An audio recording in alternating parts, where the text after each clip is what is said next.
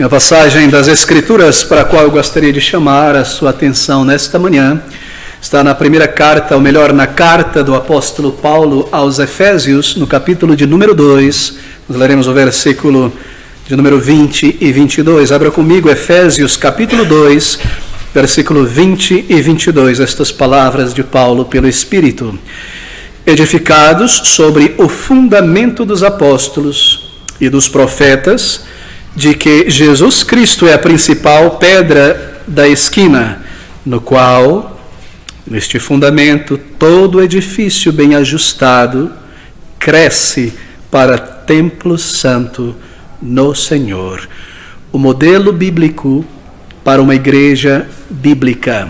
Nós queremos considerar este texto e este tema na Palavra de Deus antes de retornarmos às nossas considerações no Evangelho do Senhor Jesus através de Mateus. Bem, a pergunta é tão importante recapitularmos isto: quais são as características de uma igreja local verdadeiramente bíblica? Quão importante isso é para nós, não é, irmãos? Nós cremos, e a maioria do povo de Deus ao longo da história tem crido e entendido que na Bíblia nós temos um retrato, uma maquete, um modelo da igreja. E este modelo nos foi dado por Cristo e pelos seus apóstolos para que fosse, obviamente, copiado por todo o povo de Deus ao longo de toda a história, todas as vezes que uma igreja do Senhor Jesus Cristo devesse ser formada, plantada. Como nós vamos fazer isso?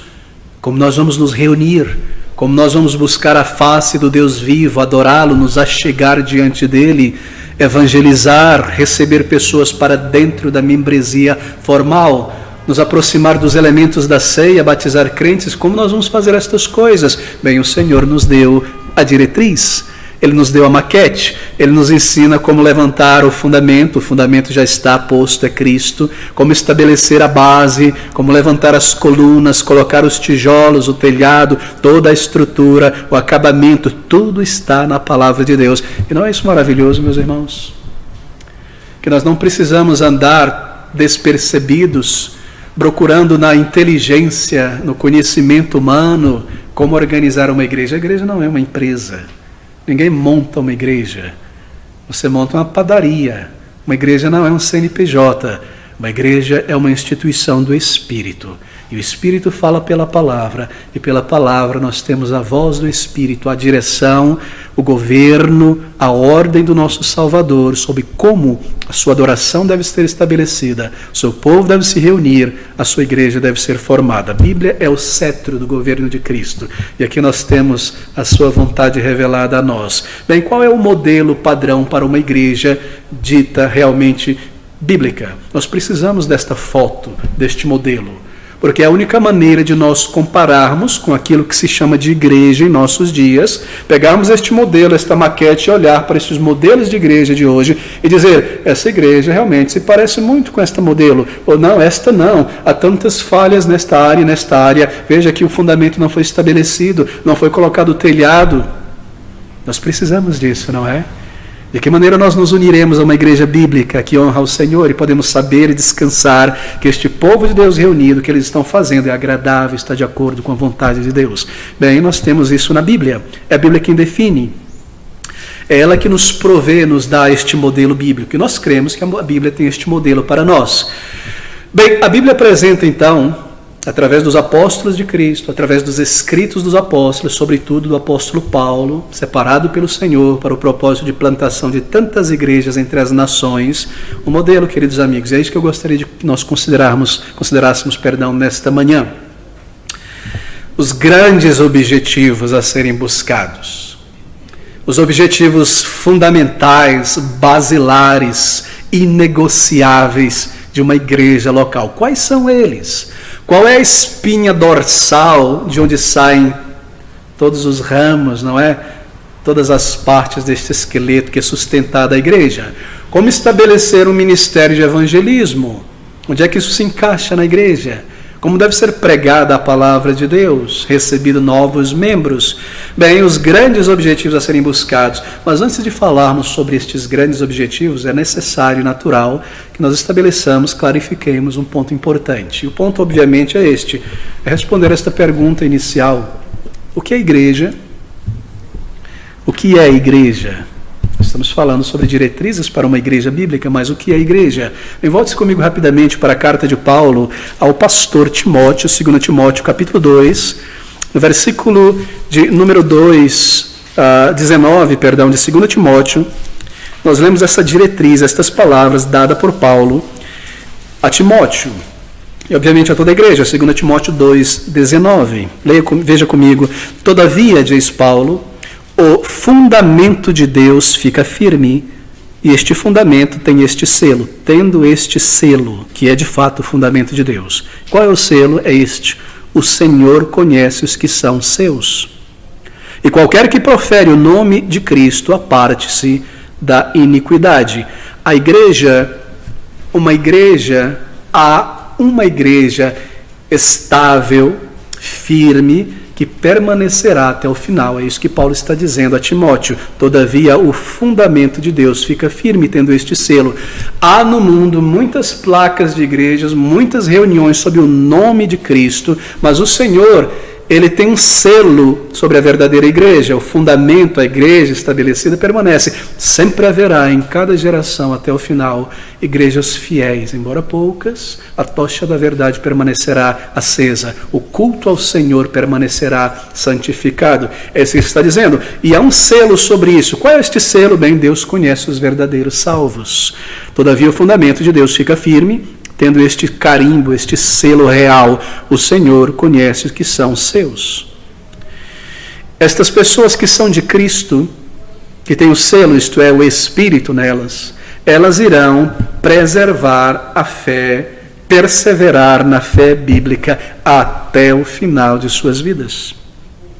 A característica de um verdadeiro crente na palavra de Deus é esta: aquele que professa, qualquer que profere o nome de Cristo, aparte-se da iniquidade. Ele se aparta da iniquidade.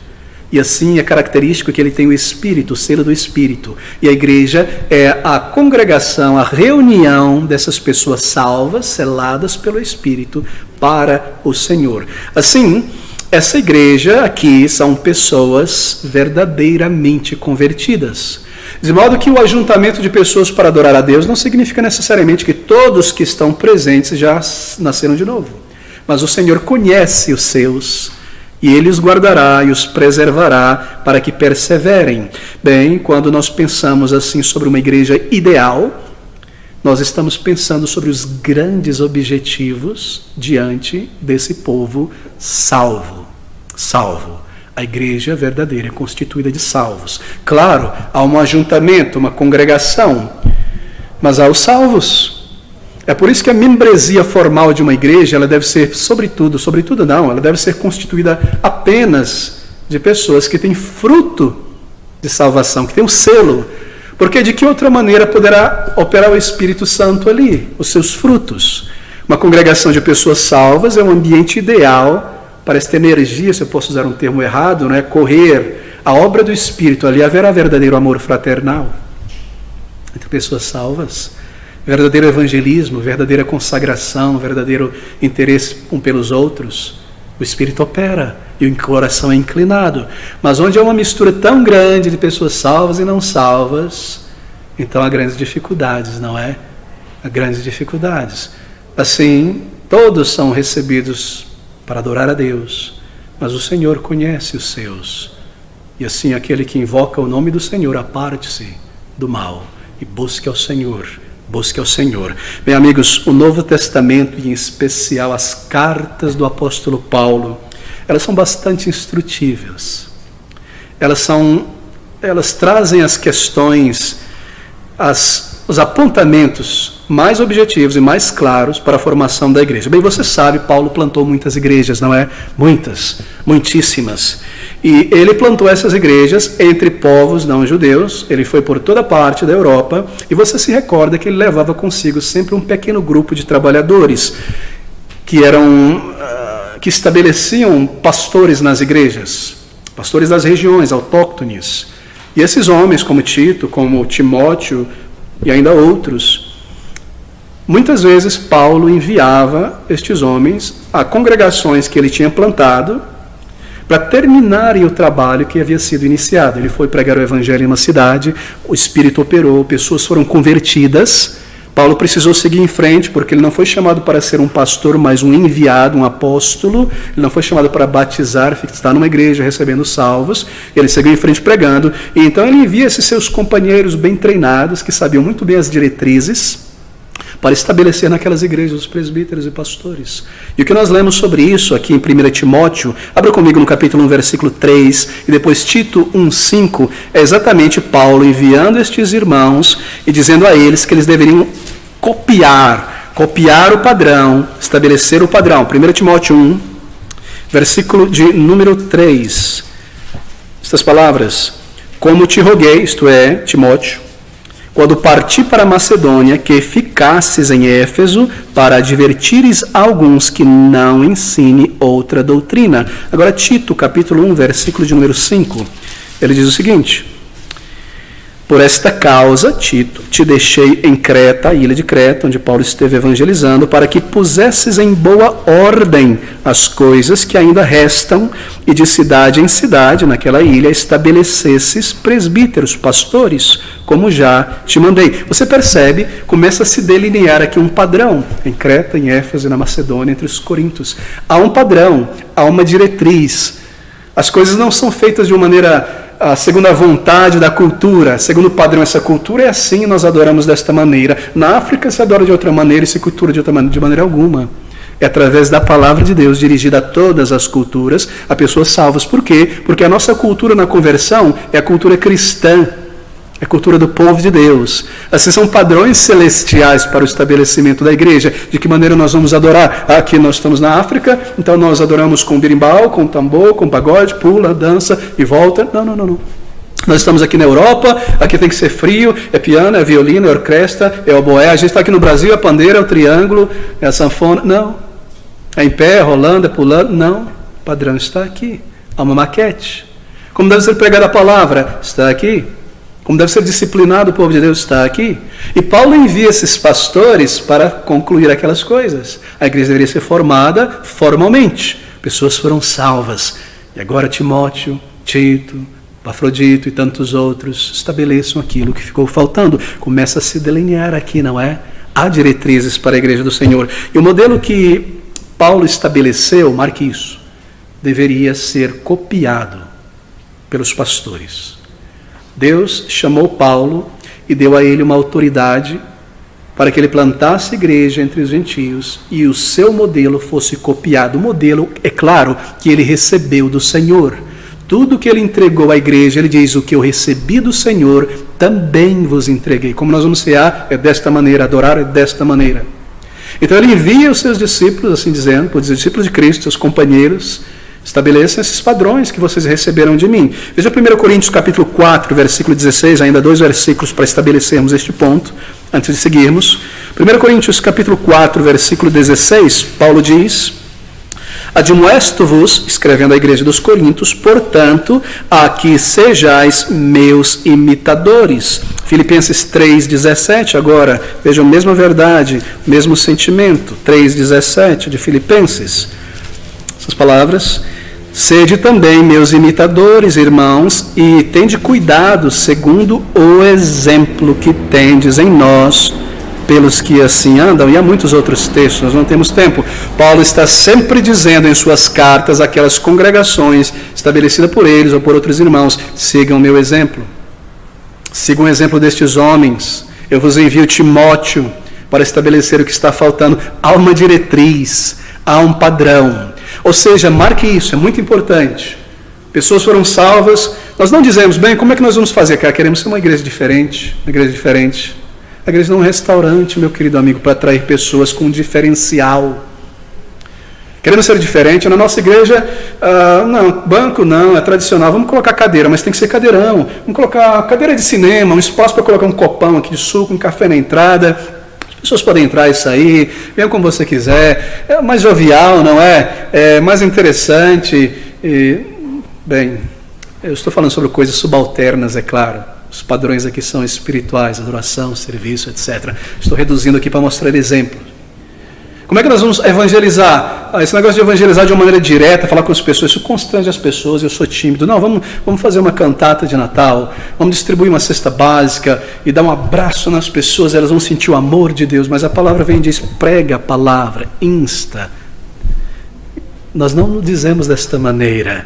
Nós não nos reunimos, escrevemos boas ideias, voltamos, copiamos do mundo o entretenimento e formamos uma igreja. Não, esta é a igreja do Deus vivo. Esse é o templo para a sua habitação e ele é santo. Assim, naturalmente, obviamente, para a sua adoração, ele nos daria as suas diretrizes. De que maneira poderíamos pensar que Deus deixaria o seu povo ao bel prazer da sua imaginação e da influência de Satanás e do mundo para adorá-lo? Claro que não. Ele estabeleceu o meio de adoração. E nós iremos tocar nesta questão. E aqui estão essas diretrizes, assim, essas ideias para a igreja, os grandes objetivos para a formação da igreja. Nós extraímos, sobretudo aqui das cartas do apóstolo Paulo, o que ele recebeu do Senhor. E aqui está, o primeiro objetivo, o primeiro ideal de uma igreja é ser uma igreja que adora. Parece óbvio, não é? Nós nos reunimos para dirigir verticalmente a adoração ao nosso Deus. Esse é o nosso primeiro objetivo. Cada congregação bíblica do povo de Deus deve ser uma congregação de adoradores, pessoas que oferecem a Deus um sacrifício de louvor de um coração transformado. Bem, queridos amigos, adoração não é apenas o momento do louvor. Por alguma razão, em nossa cultura brasileira, a adoração se resumiu a louvor e mais nada. Não é? Eu penso que é pela linguagem dos líderes de louvor, não é? Agora vamos adorar ao Senhor, e lá vem os líderes de louvor. Então, na mente das pessoas, se imagina que a adoração é só louvor, mas não é não. Adoração é tudo o que está envolvido quando o povo de Deus se reúne, do início ao fim, da primeira oração, leitura pública da palavra de Deus, oração dirigida ao Senhor, cânticos de louvores, pregação da palavra, tudo isso é oferecido ao Senhor, tudo isso é adoração. Abra comigo em João, capítulo 4, versículo de número 24, aqui é um texto basilar sobre o que é adoração. João capítulo 24, aquele encontro do Senhor Jesus Cristo com uma mulher samaritana à beira daquele poço. Seus discípulos tinham saído para buscar alimento e o Senhor ali ele estabelece um princípio para nós. João 4, 24, ouça essas palavras, apenas uma parte. E disse o Senhor Jesus Cristo, perdão, estou em Lucas, mas em João 4, 24, Deus é Espírito, e importa que os que o adorem em Espírito e em verdade. Deixa-me lhe dizer o que não é em Espírito e em verdade. Em Espírito não quer dizer emoção. Deixa sair, deixa fluir, se solte. Não quer dizer isso aqui. E em verdade não quer dizer sinceridade. Em Espírito quer dizer adorar a Deus com a mente, com a alma. Porque a alma, ou a mente, é o palácio do Espírito, da alma, da fé. O contexto é este. Aquela mulher se volta ao Senhor Jesus Cristo e diz, eu vejo que o Senhor é profeta, o Senhor sabe das coisas, o que ela quis dizer. Os nossos pais samaritanos adoravam aqui, naquele monte ali, Gerizim. Eles subiam para sacrificar, performar seus rituais. Mas vocês, judeus, dizem que a verdadeira adoração deve ser lá em Jerusalém, no templo. E ela estava certa, os judeus estavam certos. Era lá que Deus estabeleceu a adoração. E a pergunta dela era, onde deve ser? É no Monte Gerizim ou é lá no templo somente? E o Senhor Jesus Cristo traz a resposta que estabelece o princípio da adoração do povo de Deus. Queridos, aqui está a diretriz da Bíblia para a adoração. Nós estamos lidando com diretrizes. E ele disse o seguinte, a hora chegou, vem, e já chegou, porque Cristo estava ali, o tempo já havia chegado, que os verdadeiros adoradores, aqueles que têm um selo de Deus, o Espírito, adorarão a Deus em espírito e em verdade. Em outras palavras, o final das cerimônias era o final dos sacrifícios no templo, era o final daquela performance física, não é? Porque Cristo iria cumprir na cruz tudo aquilo. E a nossa adoração a partir de então não seriam mais questões físicas, corporais, seriam agora em espírito e em verdade. Sabe qual é a palavra adorar aqui no grego? É a palavra proskunê. Proscuner significa se prostrar. Assim adorava o judeu, assim adorava o semita, não? Ele se prostrava, ele encostava a testa na terra, mostrando humilhação, reverência. E o Senhor Jesus está dizendo para ela pergunta ao Senhor Jesus: Senhor, onde nós devemos proscuner a Deus, nos dobrar diante do Senhor? É no templo, é no monte, é embaixo de uma árvore? E o Senhor diz: não, chegou o tempo que o verdadeiro proscuneia já não é mais físico, é em espírito e em verdade. Sempre foi em espírito e em verdade. Mas o templo sairia. Nós devemos vir a Deus em espírito e em verdade. As performances ficam de lado. Assim, adorar a Deus em espírito é com a alma, é com a mente, na palavra de Deus, porque a palavra de Deus é a verdade. Verdade aqui é a Bíblia. Adoração é em espírito, baseado na verdade. São palavras, mente, espírito, que nós dirigimos a Deus, trazidas dessas verdades que nós temos aprendido, verticalmente elevando a Ele. Assim, a adoração não é uma performance, não é um solo de guitarra ou de piano, tem que ser em espírito. Um piano não tem espírito. Adoração não é o canto coral, adoração é congregacional. A igreja, os salvos, selados, dirigindo a Deus sua mente, seu coração, e afirmando diante dele estas verdades. Tu és Deus, está escrito aqui. Tu és digno, está escrito aqui. Assim, o nosso louvor tem que ser organizado por bons hinos que declarem estas verdades. A experiência do povo de Deus, a obra redentiva do Senhor Jesus Cristo, Salvador. A Bíblia deve ser lida, a tua palavra. A Bíblia deve ser pregada expositivamente, a tua palavra. Oração dirigida a Ele. Assim, adoração é em espírito e em verdade. É isso que o Senhor Jesus Cristo está definindo aqui. Ele dá identidade clara para aquilo que nós chamamos de adoração direta na igreja. Bem, lembre-se disso. Há uma adoração que é o que envolve toda a vida de um crente. Na segunda, terça, quarta, em casa, no trabalho, no trânsito, viajando, de férias, no trabalho, com quem que seja. Nós chamamos essa adoração de toda a vida. Toda a vida como um todo, não é? Vivendo para a glória de Deus. Porque tudo que nós fazemos deve ser para a glória de Deus. Assim, neste sentido, nós estamos sempre em adoração. A vida por inteiro é um ato, uma oferta de adoração. Colossenses 3:23 diz: tudo quanto fizerdes, fazei-o de todo o coração, como para o Senhor e não para os homens. Toda a vida como um ato de adoração. As minhas escolhas, eu escolho baseado na verdade. Eu vou comprar o que para me vestir? Qual é o padrão bíblico? Eu vou gastar tempo com que tipo de entretenimento? Por quanto tempo?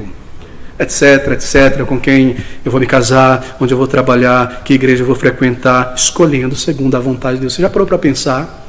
Estou dando um exemplo muito simples. Que quando você escolhe, por exemplo, uma roupa, vai comprar, não é? E o teu critério na mente é aquilo que a roupa serve e deve fazer, que é ocultar, não é, as vergonhas. E você diz: eu não posso ir para essa peça aqui porque ela está evidenciando e não ocultando. A palavra de Deus me chama para ser santo. Você, ao escolher aquela e não aquela, você está oferecendo a Deus um culto racional. Quando você diz: eu vou desligar essa porcaria da minha frente porque meu Deus é santo, o Espírito habita em mim, você está oferecendo um culto racional. Essa é a adoração de toda a vida. Tudo para o Senhor. Mas há uma outra adoração que é chamada aqui de espírito em verdade, que é a adoração do povo de Deus quando ele se reúne. Essa é uma adoração diferente. Essa adoração, quando o povo de Deus se reúne em um lugar, ela é estabelecida pelos critérios da palavra de Deus. Essa é a adoração direta, como o sacrifício no templo, o incenso no templo, vertical, a oferta alçada, levantada ao Senhor de nossos corações, nosso sacrifício de louvor, de adoração ao nosso Deus. Essa é a adoração em espírito e em verdade. E essa adoração na igreja, ela deixa de lado tudo que é físico. E a alma se dirige a Deus. Tudo aquilo que pertence às atividades ordinárias da vida é colocado de lado. E a alma em espírito e em verdade se dirige a Deus. Bem, o termo usado pelo Senhor Jesus significa isso, então. Que a adoração correta deve constituir de sentimentos inteligentes, extraídos da verdade da palavra de Deus, que brotam de uma mente racional, sincera, da verdade da palavra de Deus. Bem, esse é o significado em espírito e em verdade, que a nossa adoração não deve ter ritos físicos, cerimônias, ações corporais, e muito daquilo que se tradicionalmente, ultimamente se chama de adoração, em muitas igrejas, não se enquadra nessa qualificação, nessa definição estabelecida pelo Senhor Jesus Cristo. Ela não é verdadeira adoração, mas sim uma mescla entre autoindulgência emocional, autoprojeção, sentimento e coisas desse tipo. Aqui está, meus queridos amigos, uma igreja bíblica é uma igreja que adora segundo a palavra de Deus. Caso somos bíblicos, pela graça de Deus temos buscado ser, não é? É assim que nós observamos. Adoração são palavras, sejam ditas, sejam cantadas, sejam oradas. Está lá em Apocalipse capítulo 5, a igreja no céu ideal, perfeita, na presença do Senhor, eles cantavam, e os anjos também, dizendo, digno é o Senhor, palavras dirigidas ao Senhor. E não murmurações, sensações, alguma coisa desse tipo, esotérica, com a mente racional ligada. Adoração certamente não é o experimentar de êxtases estranhos, não é expressa por atos físicos, frases desconectadas, solavancos emocionais, não. É alma desperta, baseada na verdade. Meus pastores que conduzem a adoração verdadeiramente bíblica devem ser cuidadosos em assegurar que todos estes elementos, estes aspectos bíblicos estejam na adoração. Eles são responsáveis por isso. A adoração é dirigida a Deus. Estes são os aspectos que devem estar em uma adoração. O temor santo devido a Deus. Reverência deve estar presente. Ele é santo, ele é digno de reverência.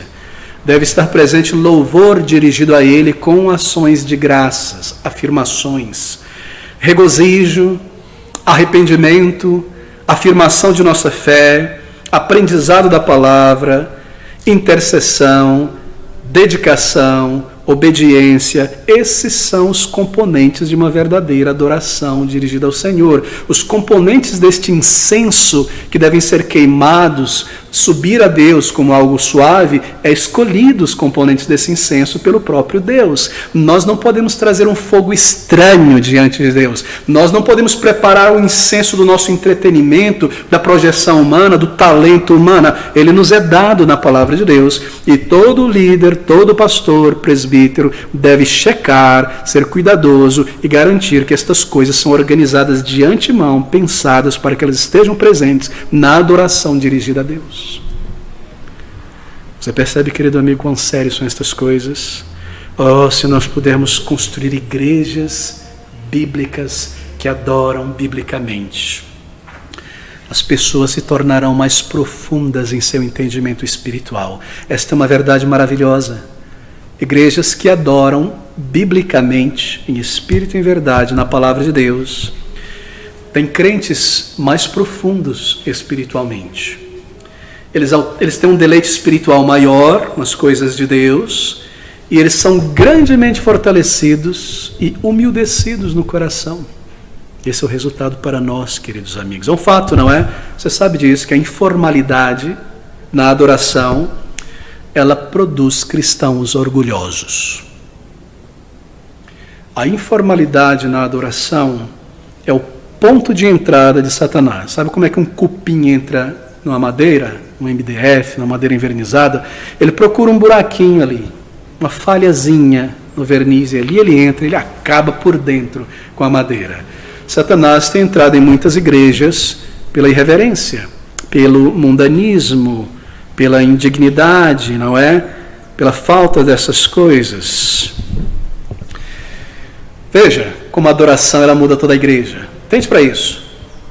Se você não tem mais uma adoração séria, bíblica, racional, inteligente na palavra de Deus, e tudo que vem para frente é estética. Levanta, move, levanta a mão, canta, abraça, vai para lá. Corinhos esvaziados de 3, 4 fases, repetidas. Adoração contemporânea da projeção da habilidade humana. Naturalmente você vai copiar o estilo do mundo da sua geração. Qual é o nosso estilo hoje? Pop, rock, esse tipo de coisa, não é? E você não vai ter uma bateria ali, e uma guitarra, e um violão, e pessoas performando de uma maneira formal, reverente. É claro que não, você tem uma bateria, você quer quebrar o rock ali. E para quebrar o rock, você tem que colocar uma camiseta preta, com um trovão aqui, colocar teu cabelo assim, uma calça rasgada, tem que combinar. Porque senão é estranho, não é? Já começou a mudar a formalidade das pessoas. Começou a trazer atenção para mim. A casualidade começou a entrar. E ela afeta toda a igreja. Se eu estou adorando desta maneira, horizontal e não vertical, segundo o padrão da palavra de Deus, então o meu olho está nas coisas daqui. Eu também quero me projetar, posso ter uma oportunidade, quero trazer um solo na igreja, e é claro, eu tenho que usar uma roupa bonita, né, que me destaque, e trazer a minha mensagem. E a igreja começa a informal, as conversas começam a ser informais, todo tipo de coisa informal começa a se desenvolver, as conversas começam a ser terrenas. E quando a reverência sai de uma igreja, também sai a pureza. A igreja se torna um cenário de desfile de moda, de conversas terrenas e carnais. Satanás, ele entra desta maneira em igrejas. Deus está em seu santo templo. Ele é santo. Nós devemos ser santos em nossa adoração. Deve haver reverência, claro, misturada com louvor, gratidão. Nós dirigimos a Deus estas verdades que mudaram a nossa vida. Dirigimos a Ele estas verdades envelopadas em verdadeiros sentimentos espirituais. Ele é santo, Ele é digno. E isso afeta. Serei santificado naqueles que se aproximam de mim. Será que Deus mudou? Acaso Deus mudou? De maneira alguma, meus queridos irmãos. Bem, nós temos este primeiro ponto aqui. Igrejas bíblicas. A verdadeira adoração, lembre disso. A verdadeira adoração é o que Deus desfruta, o que Ele comanda, o que lhe é de direito. E assim produz cristãos humildes, não egoístas, não orgulhosos, submissos a Deus. Em outras palavras, verdadeira adoração santifica. A falsa adoração não santifica. Ela é hostil a tudo aquilo que nós almejamos ver na vida cristã. Separação do mundo e do mundanismo. Esse é o nosso primeiro grande objetivo como igreja. Que cada crente seja um adorador bíblico que verdadeiramente adora a Deus em espírito e em verdade. Mas aqui está o segundo ideal bíblico para a igreja. Grande objetivo. O objetivo de uma igreja bíblica também é o de edificar, sermos edificados, né, como uma igreja que ora, como uma igreja que intercede juntos. E assim, uma reunião de oração digna, sem sombra de dúvida, é a pedra angular de uma igreja que intercede, de uma igreja que ora. Deixa eu explicar para você a diferença entre oração pessoal e oração congregacional. Nós devemos orar ao Senhor a cada dia. Nossa oração pessoal, nossa vida, adorá-lo, confessar, agradecer, interceder. Mas quando o povo de Deus se reúne, há diretrizes claras para a oração congregacional. Você está percebendo a diferença entre o crente individual, adorando a Deus em toda a sua vida e reunido com o povo de Deus? O crente individual em sua oração particular no seu quarto e a igreja reunida a padrão. Há diferenças aqui. Quando nós nos reunimos, nós trazemos petições diante do Senhor e nós vamos orar pela igreja, pela obra do Senhor, pelo povo de Deus, por cada crente, por tudo aquilo que a igreja está envolvida, nós trazemos diante do Senhor com clamor, com petição, a brevidade, porque são muitos para orar. Nós oramos de uma maneira simples, não é o momento de trazermos de uma maneira mais demorada todos aqueles aspectos da oração, nós vamos direto ao ponto. O líder da oração, o pastor, começa adorando a Deus, trazendo essas questões diante do Senhor, e nós individualmente entramos imediatamente, trazendo as petições diante de Deus. Assim, a nossa reunião de oração, reunião de pedir, de petição, as bênçãos do Senhor, sobre a obra do Senhor, sobre o povo do Senhor, sobre tudo aquilo que a igreja está realizando. Bem, uma reunião semanal, específica, distinta para a oração. É claro, ela recebe um justificativo no Novo Testamento, porque nós vemos, sobretudo no capítulo 1, 4 e 12 de Atos, a igreja é descrita ali como se reunindo para a oração. E aquelas reuniões não era para a pregação, era para a oração.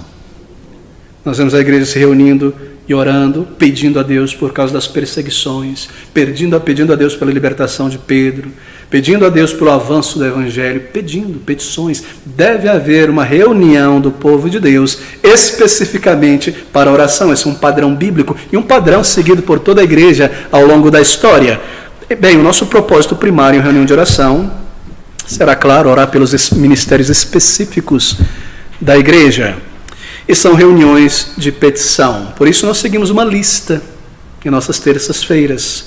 E nós mantemos o objetivo. E todos oram. E nós mantemos a reverência, a simplicidade, a objetividade, a perseverança, orando por esses motivos, porque nós queremos ver frutos e a glória de Cristo. Bem, querido, deixe-me dizer isso para você. Você serve a Cristo, você evangeliza ao longo da semana, você vai descer para as portas do metrô, vai para Congonhas, você vai ao cemitério de Vila Alpina, Aparecida do Norte, a Pirapora do Bom Jesus, você leciona o Evangelho para as crianças. Não é bom envolver-se profundamente no lado evangelístico do trabalho se o fundamento de tudo, que é a oração, é débil, é fraco. Se você não consegue chegar aqui para orar com o povo de Deus antes de descer para as portas do metrô, você deve perguntar se você deve realmente ir. Porque a obra do Senhor é feita pelo Espírito, não pelo braço da carne. A oração vem em primeiro lugar. Se não há oração por parte de uma igreja reunida, então o fundamento não existe. Deus não vai abençoar essa palavra, o nosso esforço de trazer pessoas. Deus não abençoa uma igreja que não depende dele em oração. Uma igreja que não traz tudo a ele em oração. Assim, a nossa reunião durante a semana não é meramente para preencher a semana. O que nós fazemos no dia do Senhor e ao longo da semana, nós trazemos diante de Deus em clamor, e Ele ouve, Ele abençoa, Ele envia o seu Espírito. Oração é fundamental. Uma igreja que ora, uma igreja que se dedica à oração, uma igreja que busca o Senhor. Bem, nós apresentamos todas as coisas, porque a obra de Deus é espiritual. Será que há oração da igreja suficiente pelo ministério de pregação da igreja? Crentes clamando e rogando pela conversão de almas, pelo pregador, e a oração suficiente por cada departamento da igreja. Bem, nós apresentamos as pessoas, as circunstâncias diante do Senhor. Será que nós temos feito isso de uma maneira específica, individual? A nossa oração conjunta deve ter uma atmosfera de urgência. É por isso que nós exortamos a manter o foco na oração objetiva. A nossa oração deve ser reverente, deve ser fervorosa. É por isso que nós detestamos e urgimos que não haja aqueles espaços irreverentes de silêncio entre uma oração e outra.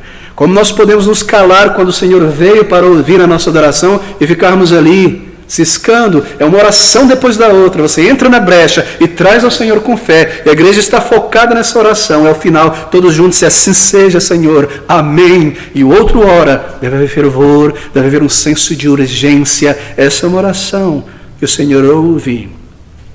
O Senhor abençoa cada crente sincero, queridos amigos. Que nossa igreja continue sendo uma igreja que ora. E se você não está presente na reunião de oração, você deve vir. Venha cansado, venha com fome, traga um lanche, atravesse a cidade se necessário, mas esteja aqui. Sem o auxílio do Senhor, nós não podemos fazer nada. Aquele grande pregador Spurgeon, tenho repetido isso tantas vezes, sempre dizia isso, não é? E como eram fervorosos os cultos de oração, ali naquele tabernáculo metropolitano. Muita oração, muito poder para a igreja. Pouca oração, pouco poder. Nenhuma oração, nenhum poder. Como nós podemos alcançar pessoas? Satanás as domina. Testemunhar de Cristo a amigos e familiares, duros, fechados.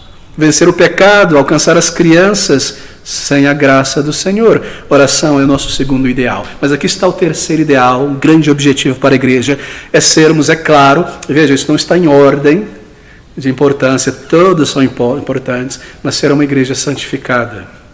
Esse é um objetivo fundamental se nós desejamos assegurar a bênção do Senhor sobre o nosso trabalho.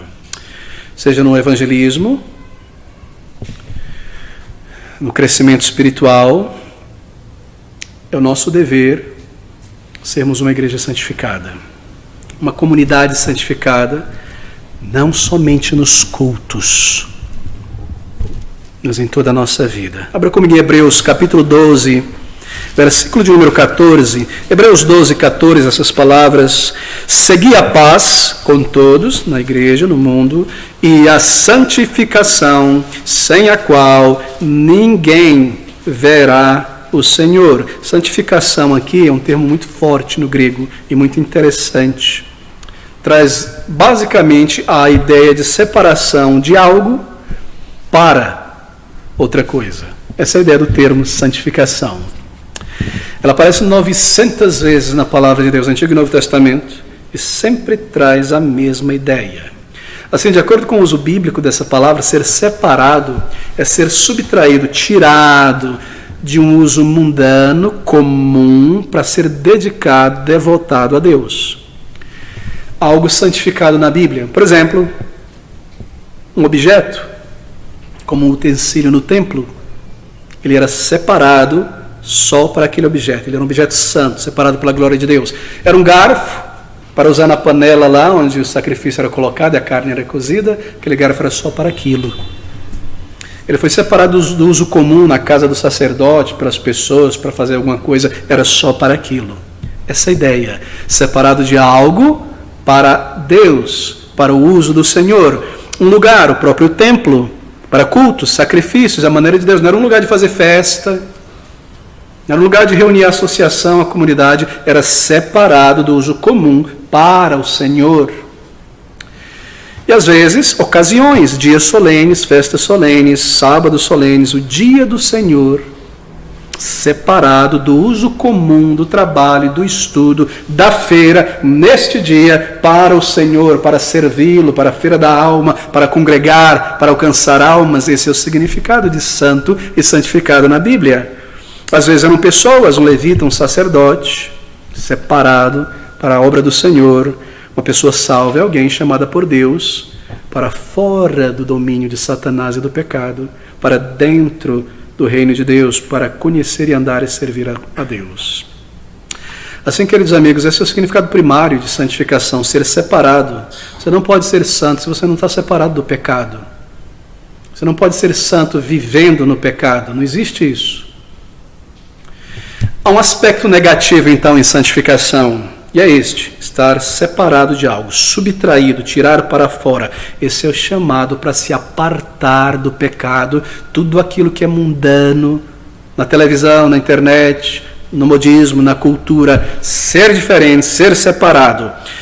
Tem esse aspecto negativo. Abra comigo em Tito, capítulo 1, versículo 15, porque é algo muito interessante aqui, porque sem santificação, todas as coisas são impuras. Tito capítulo 1, versículo de número 15, diz essas palavras: todas as coisas são puras para os puros, mas nada é puro para os contaminados e infiéis, antes o seu entendimento e consciência estão contaminados. Sabe o que eu pensava sobre esse texto aqui no passado? Eu não entendi ele muito bem, lendo rapidamente. Pensava, bem, claro, tudo é puro para o salvo. Ah, perfeito. Se alguém me exorta e diz, olha, não usa essa roupa, não, ela é indecente, ou não anda com essas pessoas, ou não se envolve com isso. Não, eu sou salvo, você está vendo impureza onde eu não estou vendo. Tudo é puro, posso usar tudo em todo lugar. É uma desculpa para o pecado. Mas não é isso que a Bíblia está dizendo, não é isso que esse texto está informando. Todas as coisas, ele diz, são puras para os puros, mas nada é puro para os contaminados e infiéis. Antes o seu entendimento e consciência estão contaminados. O que esse versículo quer dizer é isso. Um coração que foi santificado, um coração santificado é o altar que santifica todas as coisas. Se eu não nasci de novo, tudo aquilo que eu desejo oferecer a Deus está manchado pelo meu pecado. Essa é a ideia. Porque eu não fui santificado, mas nada é puro para os contaminados e infiéis. Em Jesus Cristo, Deus santifica o seu filho, a sua filha, e assim torna a adoração dele e dela aceitável, santa, porque ele é santo. Assim todas as coisas são puras para os puros, Seu culto é puro, sua adoração é pura, seu serviço é puro. Então, há um aspecto negativo de subtração que é positivo, é claro. Santo é alguém separado. Querido amigo, você tem vivido assim. Você tem separado este dia do Senhor para o Senhor e ao longo da semana se apartado do mal. Este é o chamado para a santificação da congregação do povo de Deus. Se você se esforça para separar-se do pecado, e aqui está o outro aspecto positivo, né? Separado de algo para algo. Separação traz este elemento de servir ao Senhor. Veja, se você se esforça para se apartar do pecado, separar-se do pecado, mas você não dedica a sua vida ao Senhor, você se apartou, negativo, mas você não dedica ao Senhor, esse vaso foi lavado, mas fica parado, esse instrumento foi santificado, mas está parado, não está servindo ao Senhor, então a tua santificação é parcial, ela é incompleta. Nós não apenas nos apartamos daquilo que é desagradável a Deus, mas nós nos apartamos daquilo que é desagradável a Deus para algo que é agradável a Deus. Nós nos santificamos destas coisas para sermos limpos para o serviço do Senhor. Nossa santificação não é apenas brilharmos, é também servirmos. Assim, isso é essencial em qualquer serviço dirigido a Deus. Lá em 2 Timóteo 2:1 diz assim: de sorte que se alguém se purifica destas coisas que ele menciona, será vaso para a honra, santificado e idôneo, para ficar paradinho, dormindo no uniforme. Não. Santificado e idôneo para o uso do Senhor e preparado, foi preparado para toda boa obra. Assim, esses são os dois aspectos de uma igreja santificada: separação do pecado e consagração a Deus, dá o significado ao que é ser santo. Assim, não é apenas se separar do que é errado. Eu tenho buscado viver sem pecado, fora do mundo, não quero isso, não quero aquilo, mas estou aqui sentadinho assistindo um jogo, uma televisão. Eu não estou servindo, eu não estou me envolvendo com pecados e tentação, mas está dormindo no uniforme. Foi santificado para ser útil e está sendo empoeirado. Será que nós somos santificados como crentes? Graças a Deus, como igreja temos buscado, não é? Servir ao Senhor, andar em santidade. Esses dois aspectos, não é? 1 Tessalonicenses 4:7 diz: porque Deus não nos chamou para a imundície, mas para a santificação. Porque o Deus que você ama, ama a santidade. Ama. Daí às vezes, isso explica às vezes, da disciplina do Senhor em nossa vida. Quando o Senhor, Ele precisa esfregar com mais força para nos limpar de certas manchas, porque Ele ama a santificação em seu povo. Você parou para pensar sobre isso?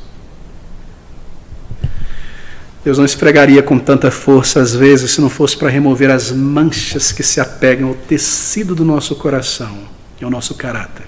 Esse meu servo, esta minha filha, vai ser santo para mim. E se nós somos obstinados, complacentes com o mundo, Ele irá nos santificar às vezes desta maneira. Às vezes, pastor, quando mais eu oro por santificação, pastor, algo estranho acontece. Mais eu vejo os meus pecados, pastor. Mais eu oro por santificação, mais eu vejo os meus pecados, mais os meus pecados. É exatamente isso. Ele mostra os cantinhos encardidos para que você traga diante dele. Não é? Você estava ali trocando o pneu daquele carro, engraxou toda a mão, lavou, passou escova, aquele pó, limpou, tá bonitinho. Põe perto da luz, o que você vê? Os cantinhos, não é? Quanto mais nós nos aproximamos do Senhor, que é luz, santo, mas Ele ilumina as nossas falhas, para que nós as tragamos diante dele para serem limpas. Esse é o processo de santificação. Ele opera assim em nós.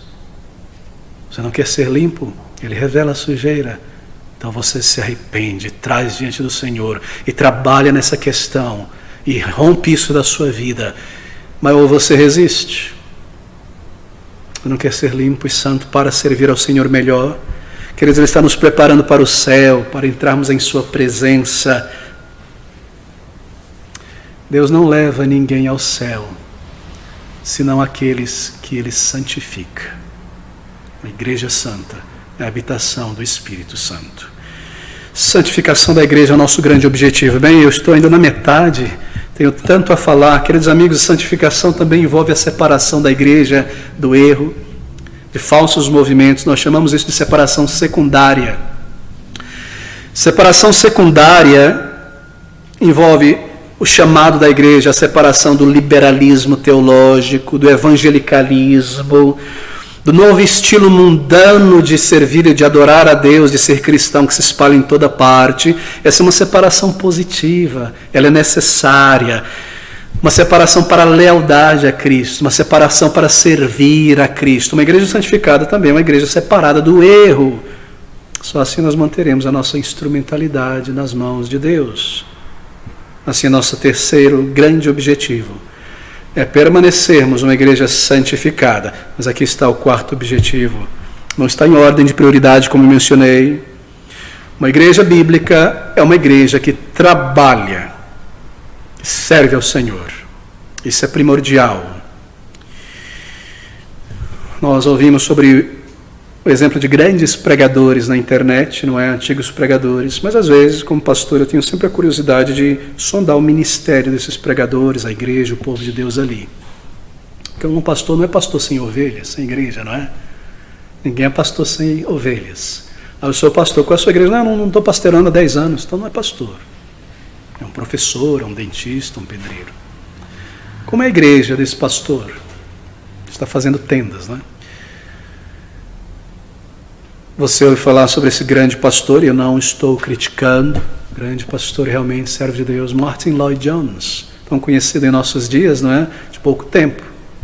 Grande pregador, enchia aquele prédio, a capela, não a abadia, a capela de Westminster, ali no centro, na região central de Londres, durante a Segunda Guerra Mundial. Ali muitas e muitas gente que vinham de fora de Londres ouvir a palavra, um grande expositor, pregador sincero, um homem humilde, que defendeu a fé, a separação secundária até o final. Mas havia um detalhe. A igreja, infelizmente, não era uma igreja operante. Era um grande púlpito e uma congregação ouvindo um grande pregador. E quando aquele querido pastor, pela enfermidade que o acometeu, precisou se aposentar, logo depois morreu em 1981, aquela igreja, em pouco tempo, se espalhou. Mas por quê? Porque era, em parte, não estou criticando aquela igreja, apenas um púlpito e uma congregação de ouvintes. E quando o grande pregador não estava mais ali, foram procurar outros grandes pregadores. Mas nós não fomos chamados, uma igreja não é apenas um púlpito e uma congregação. É uma colmeia de abelhas trabalhando juntas, não é? Juntos, de maneira que quando um pastor precisa ir para outro lugar, ou é promovido para a glória, a igreja permanece do mesmo jeito, servindo, porque ela entende o que é ser igreja, santificada, servindo, separada. E o pastor que é convidado, só é convidado se passa nesse critério bíblico. Não é porque ele fala bem ou aquilo, não. Se ele não entende isso, se ele não conhece as diretrizes da palavra de Deus, nós não recebemos, porque a igreja vai se esfacelar. Uma igreja operante, queridos amigos. Pensa na igreja do pastor Spurgeon, um jornalista norte-americano, cruzou o Atlântico para ver aquela grande igreja, o grande pregador, famoso no mundo inteiro, e ele disse que chegou lá, viu uma colmeia de ovelhas dentro do imenso prédio, oração ali, um grupo de oração, ali pessoas trabalhando, ali evangelismo, todo mundo trabalhando. Ele foi ver um grande pregador e viu uma grande igreja, que é uma igreja bíblica, não é apenas um pastor bíblico, são crentes bíblicos. Uma igreja operante. Essa é a diretriz da palavra de Deus para a igreja, e ela é apresentada de uma maneira clara e magnífica aqui em Efésios capítulo 4, versículo de número 16. Ouça essas palavras: do qual todo o corpo bem ajustado e ligado pelo auxílio de todas as juntas, cada membro, segundo a justa operação. É injusto quando o crente não leva a sua carga. É injusto quando o crente não usa o dom e o talento que Deus deu. Quando há uma justa operação de todas as engrenagens funcionando nesta obra, ligados, todos juntos, segundo a justa operação de cada parte, faz o aumento do corpo para a sua edificação em amor. Isso é um relógio, isso é uma máquina, isso é uma igreja em funcionamento, cada um envolvido. Uma igreja não é só um púlpito e uma audiência. E aí está o erro de muita gente que na internet apenas seguem líderes. Como é a igreja desses líderes? É santificada? É operante? Ora de verdade? Ou o mundo está ali dentro? Ou não evangelizam? Querem palestrar sobre a teologia da evangelização, mas não tem vergonha de reunir as crianças e evangelizá-las e ir para os pontos de ônibus e bater de porta a porta. Queremos falar como deve ser a evangelização, mas não vão. Deus é santo, mas ali está mundanismo na adoração. Nós cantamos agora este hino, Senhor, tudo a Ti, Senhor, entrego, tudo entregarei. Acabou o culto, vou para o estádio, hoje o Corinthians vai jogar futebol e o dia do Senhor.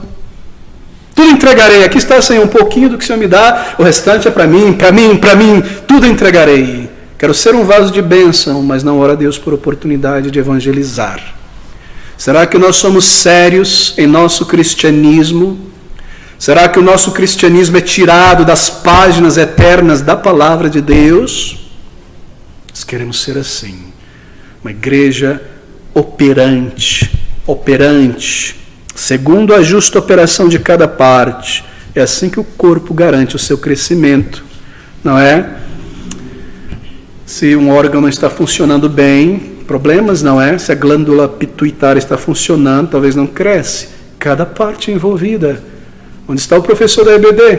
Onde está o irmão que abre a igreja? Onde estão os evangelistas? Onde está quem recebe o visitante? Onde estão os professores? Esse, aquele. Eu estou junto na engrenagem. Queridos amigos, há uma diferença clara na Bíblia entre uma igreja bíblica operante e uma igreja de programas. Infelizmente, muitas igrejas em nossos dias não são igrejas operantes que trabalham.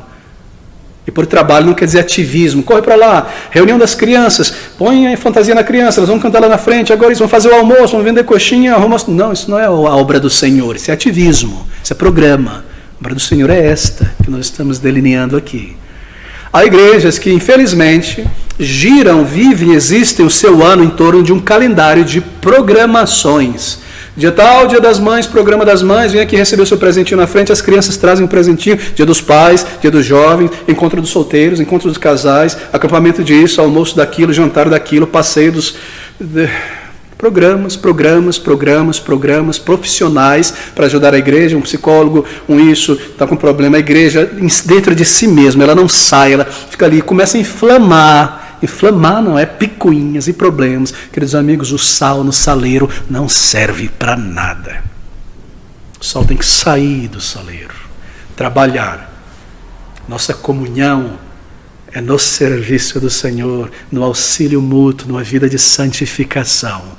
Nós não queremos ser uma igreja de programas. Oh, meus amados, há um texto bem apropriado aqui para isso. 1 Coríntios 15, 58. 1 Coríntios 15, 58. Portanto, meus amados irmãos, sede firmes, sede constantes, sempre abundantes na obra do Senhor, sabendo que o vosso trabalho não é vão no Senhor. Trabalho, envolvimento sacrificial. Esse é o texto para nós. O trabalho de uma igreja que não é vão é o trabalho dedicado. E o coração das pessoas ali encontrará sua verdadeira satisfação. Edifiquemos igrejas que trabalham, porque são essas igrejas que crescem. Igrejas de programa apenas incham, atraem outros crentes. Opa, aquela igreja é bacana, olha lá, tem uma banda de jazz e o pessoal sai depois do culto para tomar sorvete. Gostei desse ambiente, gostei da cor, da parede, do estilo de música. Eu sou mais blues, ali é mais blues, nessa igreja aqui é mais pagode. Gostei, vou para lá, vamos para lá, pessoal, vamos inchar aquela igreja. Igrejas que operam são igrejas abençoadas pelo Senhor, e Ele trará os seus eleitos. E a igreja crescerá. Igrejas que agradam a Deus, Afinal, nós somos servos de Deus, nós somos sua lavoura, seu serviço, e não seus clientes, e não um resort. E o Senhor requererá de nossas mãos frutos. E a bênção do Senhor está sobre o nosso trabalho sacrificial. Ele não é em vão no Senhor. O Senhor fará frutificar. Aqui está um quinto ideal.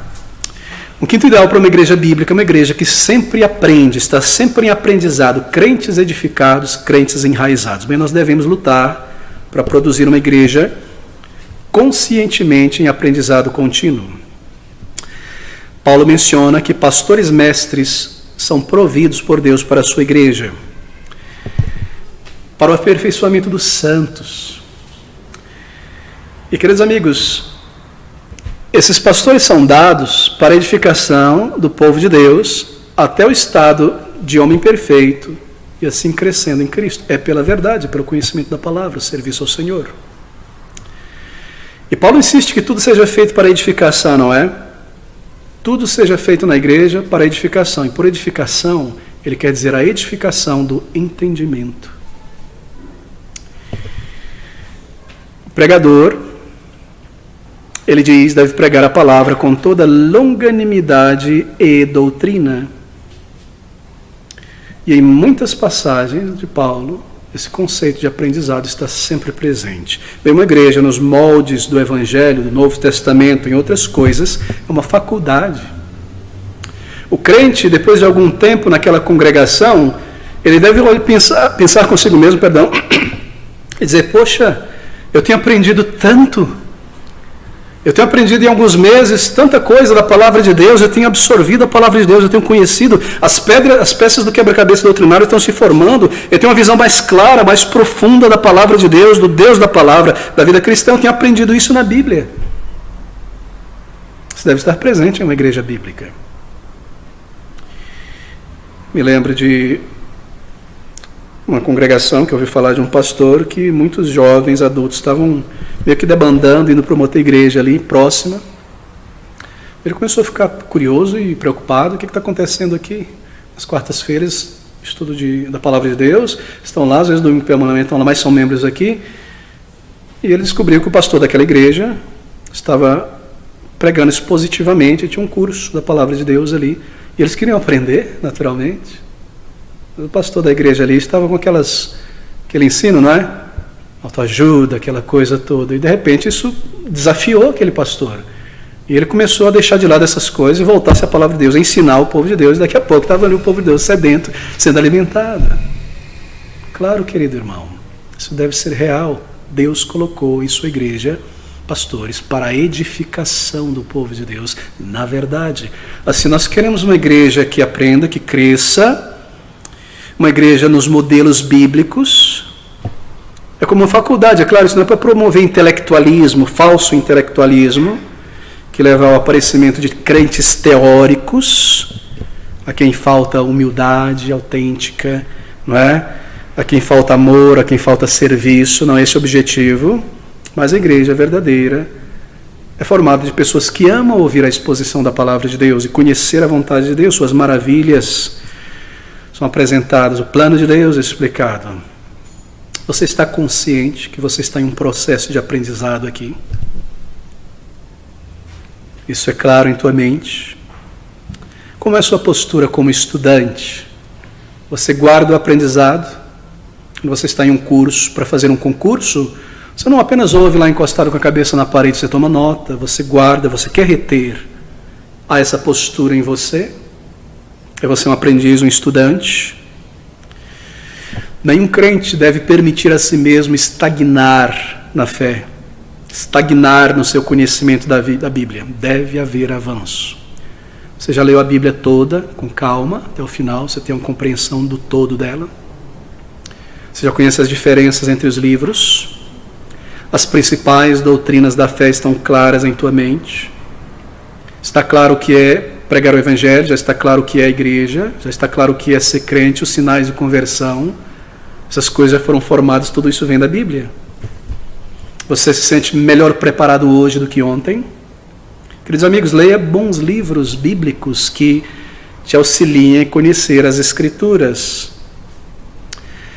Leitores assíduos, regulares, estão muito mais equipados para servir a Deus na igreja, para resistir ao mundo em períodos de dificuldades como essa pandemia que mexeu tantas congregações. Crentes que leem a palavra, bons livros que te levam a palavra, permanecem firmes quando essas ondas vêm. Eles sabem o que eles creem, eles entendem o que está acontecendo, eles estão firmados. São âncoras nas suas igrejas. São pessoas de maior status, as mentes estarão mais vivas, despertas ao longo de toda a vida, crentes que leem. Leitores ajudam sua congregação a resistir ao falso ensino. Quão triste quando é só o pastor que opera, ou presbíteros, diáconos, resistindo ao falso ensino, e eles precisam sair de cena, e a igreja é levada por arrastão pelo falso ensino. Leitores cristãos são tremendamente ajudados em períodos improdutivos, seja na enfermidade, não é? Ou em momentos de grande provação, porque eles recebem pelo estudo a percepção de como Deus está trabalhando. Eles são grandemente ajudados. Queridos amigos, leia, estude. Nós temos aqui a Livraria Evangélica Reformada, livros escolhidos a dedo, que levam você mais próximo da palavra de Deus. Não livros para curiosidade intelectual e deixar de lado, mas para o crescimento, práticos, puritanos, reformados, práticos. Tome nota do teu estudo, revise em casa, avance. Uma igreja ideal é uma igreja constantemente em aprendizado. E como igreja ideal não é apenas um púlpito ideal, mas uma congregação ideal, é você um aprendiz. Não apenas pare e pense, poxa, não tenho feito bem, já me senti mal por isso, agora vou seguir em frente e continuar do mesmo jeito. Isso não é fé, isso não é mudança para agradar a Deus. Não vou fazer nada para me esforçar em mudar. Não faça isso, não apenas se sinta mal por não estar bem. Se sinta mal, mas mude para agradar a Deus. Se você está avançando, continue a melhorar, continue a avançar. Leia uma teologia sistemática, leia boas biografias, livros doutrinários, livros que te auxiliam a compreender mais o contexto da palavra de Deus. Aprenda essas coisas, avance. Apologética para ser utilizado também às vezes no evangelismo. Ó, meus amigos, uma igreja sempre aprendizado é o nosso objetivo. Conclua o discipulado, siga em frente, cresça e assim seja útil a outras pessoas. Você verá como Deus irá te utilizar, para defender a fé, para evangelizar, para auxiliar outras pessoas, para trazer pessoas que estão sendo desencaminhadas pelo erro de volta aos caminhos do Senhor. Que alegria ser útil nas mãos de nosso Deus. Mas aqui está mais um ideal para uma igreja evangelística. Está em Mateus 28, grande comissão, ide por todo mundo pregando o evangelho a toda criatura. Uma igreja evangelística. A obra suprema de nosso Mestre e Salvador é a salvação de almas. E a nossa obra deve ser a mesma. Uma igreja verdadeira, ela tem um senso de urgência quanto à responsabilidade e o chamado de Deus nessa questão. Se uma igreja não é evangelística, então é melhor você sair dela e ir para uma outra. Porque se ela não é evangelística, ela não vai ser uma igreja de oração. Pelo que ela vai orar? Pelo próximo acampamento? Pelo próximo almoço? Ela não vai orar por almas, nem pelos professores que evangelizam as crianças, por aqueles que trazem pessoas, pela conversão de pessoas. Ela não ora. Também não é uma igreja santificada. Se ela não trabalha e serve ao Senhor, ela está se preocupando com o mundo, não é? Vamos passear, vamos viajar, vamos fazer isso aqui. Se ela não evangeliza, não é uma igreja de amor e compaixão. Ela não tem compaixão pelos perdidos. O evangelismo move tudo na igreja. Tudo na igreja. Essa é a obra suprema de Cristo, essa é a nossa obra suprema. Uma igreja que sente o peso e a compulsão da responsabilidade de levar o evangelho que nos salvou a outros que estão perdidos. Essa é uma igreja bíblica, segundo a palavra de Deus. Não é? Nós recebemos uma comissão, nós devemos cumpri-la. E esse dever, bem, ele considera uma das grandes razões de nossa existência. Evangelizar, alcançar almas. A nossa atitude a respeito de alcançar almas fala muito sobre o nosso tipo de cristianismo. Se ele é real ou se ele é meramente romântico, intelectual. Deve haver um senso de alto nível de responsabilidade entre o povo de Deus nessa questão, não de pequeno. Nunca encararam o evangelismo como algo opcional. Não é opcional, meus irmãos. É um comando de Cristo. não é algo mais que a igreja faz. É a obra suprema, inegociável da igreja. Levar o evangelho aos perdidos. Todo crente tem uma sede positiva por ser um instrumento nas mãos de Deus. E todo membro da igreja, todo congregante deveria seguir de perto o progresso e o desenvolvimento de cada departamento evangelístico da obra do Senhor, orando muito por pessoas perdidas, pelas crianças, clamando a Deus, envolvido na obra do Senhor, levando o evangelho da graça redentora em Cristo Jesus. E é claro, para você ter este sentimento, este desejo, você precisa ter realmente um sentimento profundo pelas pessoas perdidas. Você faz esse exercício e você olha para elas como pessoas não salvas, almas perdidas? Ou você vê apenas como o chefe, o vizinho, o primo, o irmão? Almas necessitadas. Quando nós olhamos para as pessoas desta maneira, então nosso coração se dilata e nós temos que fazer alguma coisa. E falar, e urgir, e trazer, e ouvir a palavra de Deus. Bem, uma igreja evangelística, é claro, necessita de um espírito verdadeiramente hospitaleiro, receber as pessoas, ministrar a elas com gentileza, estar atento à necessidade espiritual. Também tem que ter paciência para criar os recém-convertidos, recebê-los, estar em contato, observá-los, guiá-los na palavra, cuidar, orar deles. Essa é uma igreja evangelística. Uma igreja evangelística é o nosso grande objetivo. Pela graça de Deus, que o Senhor nos mantenha uma igreja evangelística. Mas aqui está um outro objetivo, e nós corremos para o final. Uma igreja bíblica é uma igreja sacrificial. Essa é uma das características mais belas, mais vibrantes de ser uma igreja bíblica, uma igreja que tem um espírito sacrificial. Nós devemos trabalhar muito, arduamente, para manter esse espírito sacrificial em nosso meio, meus irmãos. Um espírito sacrificial, um povo sacrificial, cumpre o propósito de Romanos 12:1. Abra comigo em Romanos 12, capítulo 1. A igreja sacrificial cumpre esse propósito. Rogo-vos, pois, irmãos, pela compaixão, misericórdia de Deus, que apresentei os vossos corpos em sacrifício vivo, santo e agradável a Deus, que é o vosso culto racional. Seja se nós pensamos sobre a colaboração financeira, ou a mordomia do tempo e de nossa energia, tudo é entregue de boa vontade a Deus, por pessoas que têm um senso real de quanto elas devem a Deus. Essa é uma igreja sacrificial. Essa é a mentalidade de uma igreja que exalta Cristo.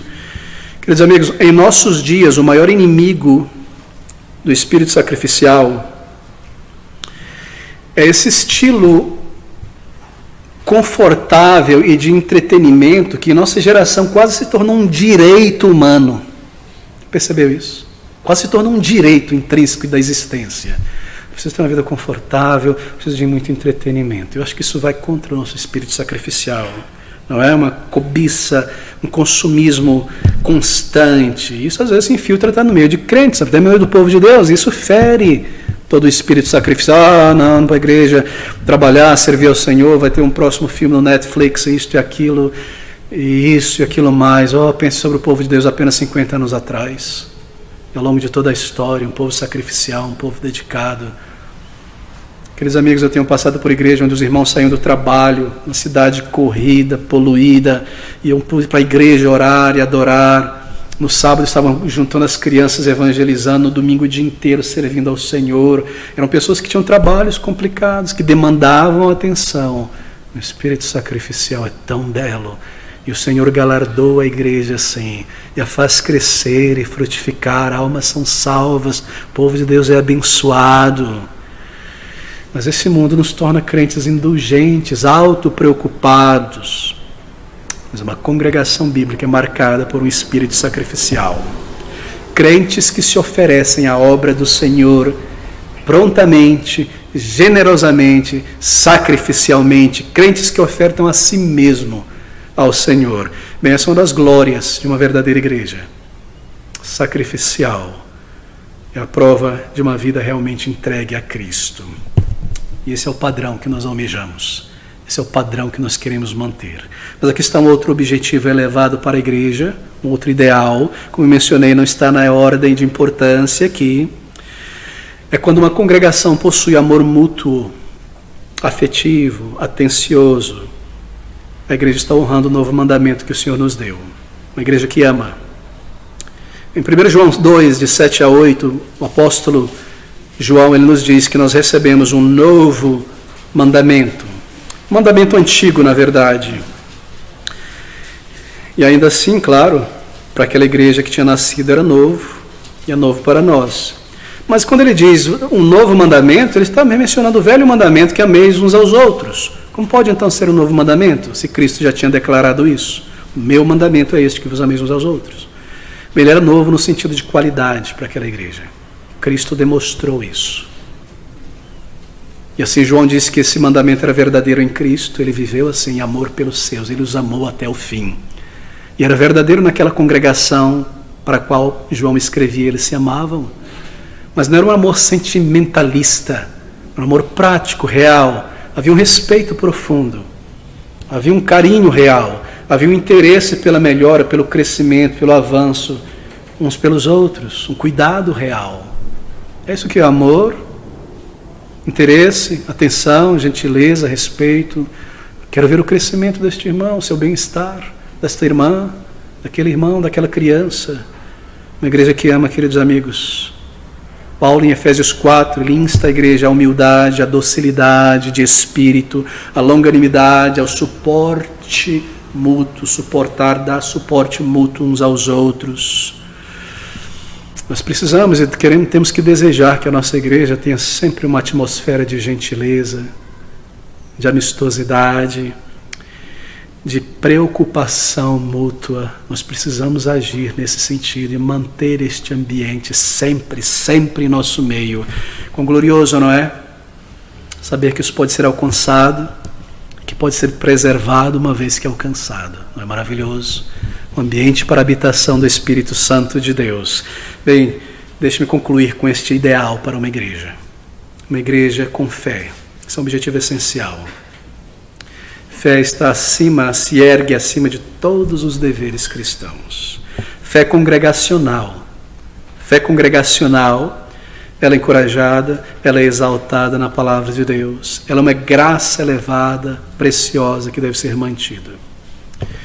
E a preeminência da fé na vida cristã, ela é declarada constantemente na palavra de Deus. 1 Timóteo capítulo 1, versículo 5, nós lemos isso, não é? Deixa eu concluir com esse texto. 1 Timóteo 1, versículo 5. Prova clara,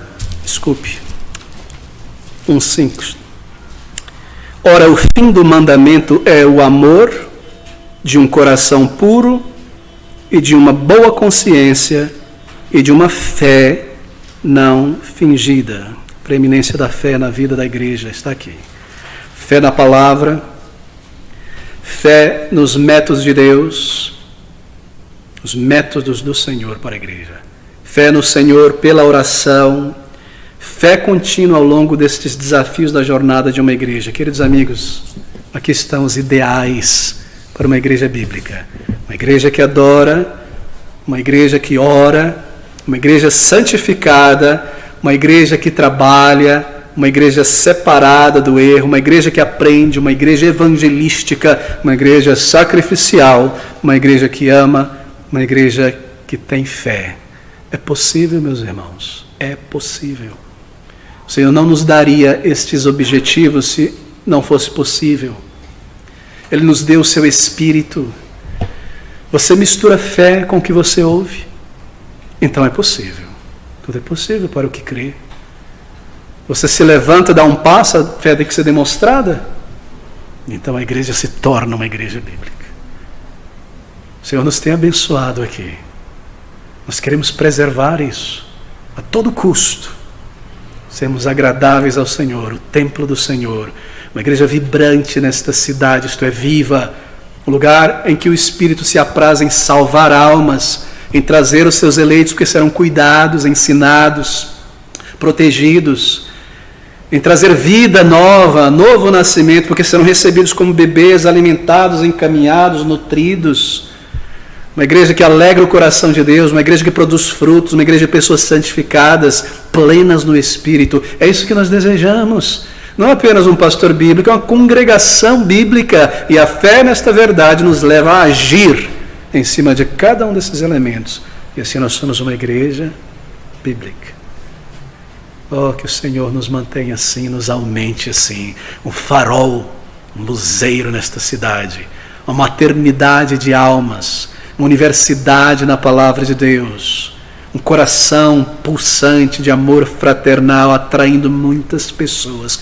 Um altar santo para o Senhor. Um lugar de habitação do Espírito Santo de Deus. Meu irmão, misture fé. Consagre a sua vida ao Senhor e mantenha-se firme sobre este altar da dedicação. E o Senhor te abençoará, e Ele nos preservará, e Ele nos fará frutificar em toda boa obra.